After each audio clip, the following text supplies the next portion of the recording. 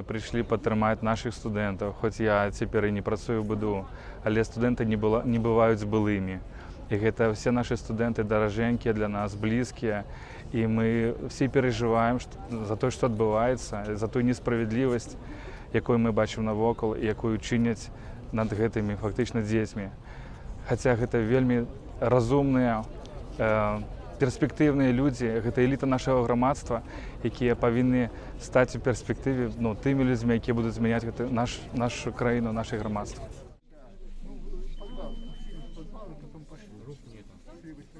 Я пришла сюда поддержать студентов, которых задержали, потому что каждый из нас может оказаться на их месте. И когда я ставлю себя на их место, я бы хотела видеть,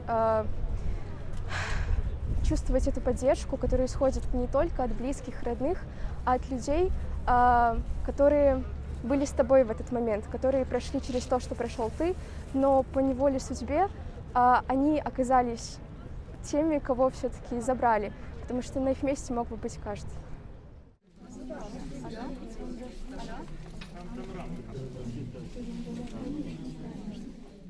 Мы пришли тому, что моя дочка вучилася в одному ліцеї з Ільєю Трахтербергом.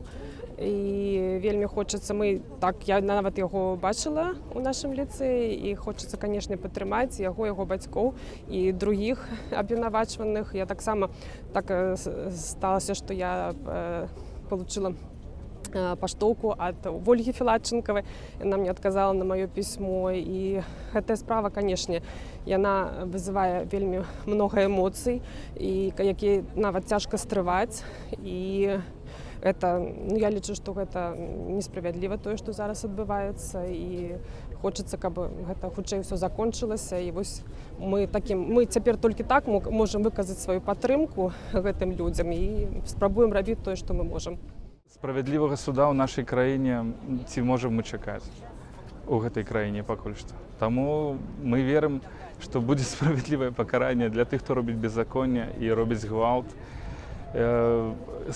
І лжесвідчить на судах. От для цих людей повинно бути покарання.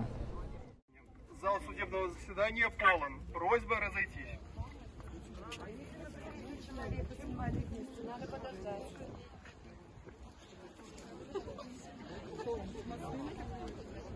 Уважаемые граждане,